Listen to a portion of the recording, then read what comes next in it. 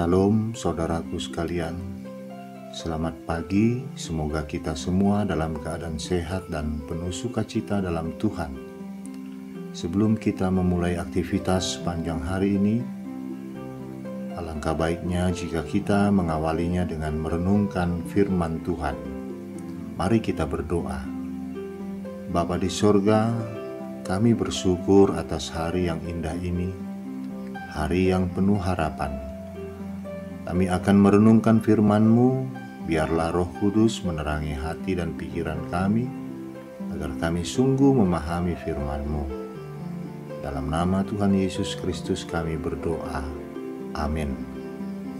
Firman Tuhan yang menyapa kita di pagi ini dari Galatia 6 ayat 2. Bertolong-tolonganlah menanggung bebanmu, demikianlah kamu memenuhi hukum Kristus. Demikian firman Tuhan.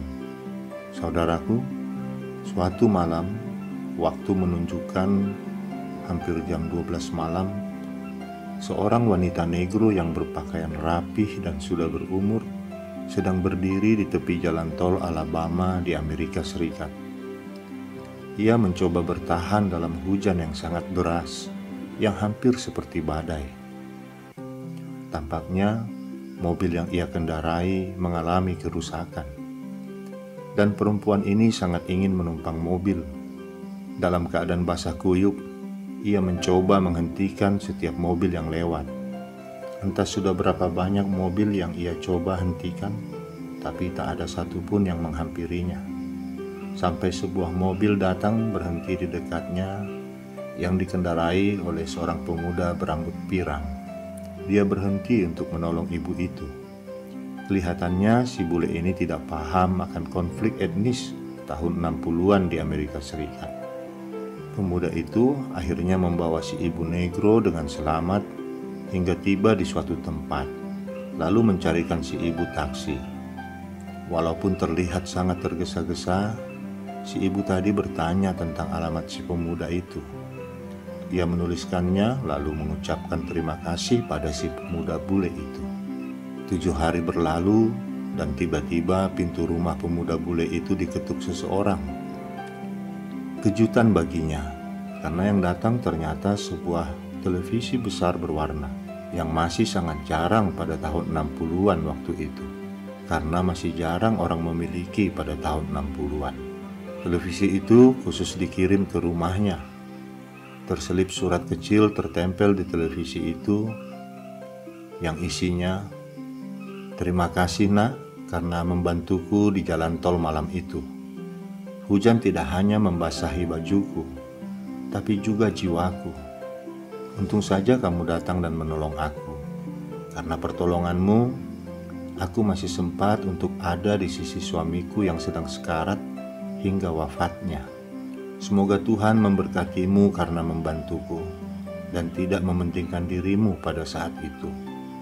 Tertanda Nat King Cole." Saudaraku, Nat King Cole adalah penyanyi negro yang sangat tenar di tahun 60-an di Amerika Serikat.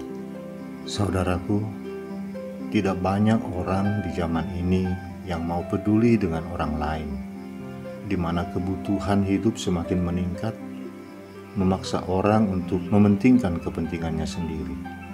Namun demikian, tentu saja masih ada orang-orang yang mau peduli akan nasib orang lain. Terlebih dalam situasi pandemi yang kita alami saat ini.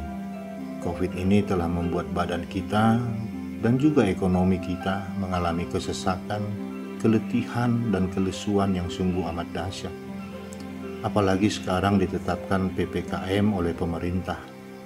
Pemberlakuan pembatasan kegiatan masyarakat darurat di daerah Jawa dan Bali, dan beberapa daerah di Indonesia. Ini pasti akan memberatkan ekonomi dan usaha mikro masyarakat. Belum lagi beban-beban pengeluaran yang bertambah untuk pembelian vitamin, makanan, tes swab, dan biaya pengobatan selama isolasi mandiri maupun perawatan di rumah sakit.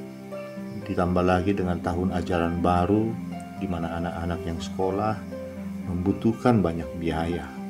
Tetapi hari ini kita mendengar perintah Tuhan Yesus Bertolong-tolonganlah menanggung bebanmu, demikianlah kamu memenuhi hukum Kristus.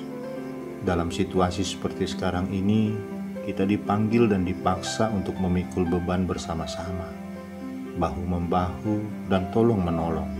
Sisi positif dari kehidupan bergereja di masa pandemi ini, di saat sebagian besar pelayanan gereja berhenti, pelayanan nyata dalam kehidupan jemaat justru bertumbuh pesat.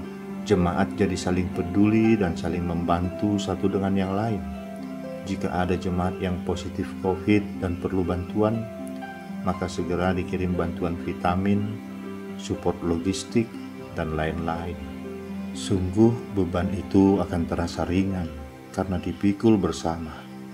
Beban apapun jika dipikul bersama, pastilah akan terasa ringan dan membuat jiwa kita menjadi lebih tenang. Amin. Kita berdoa. Terima kasih Bapa atas firman-Mu yang mengingatkan kami agar kami saling tolong-menolong dengan sesama kami, dengan saudara-saudara kami di dalam setiap kesusahan dan beban hidup.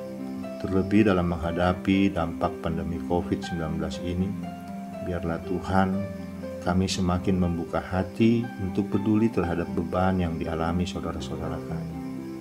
Biarlah kaki dan tangan kami menjadi lebih ringan lagi, memberi uluran tangan kami menolong mereka. Kuatkan kami Bapa untuk melakukan semua itu. Dalam nama Yesus Kristus kami berdoa dan mengucap syukur. Amin.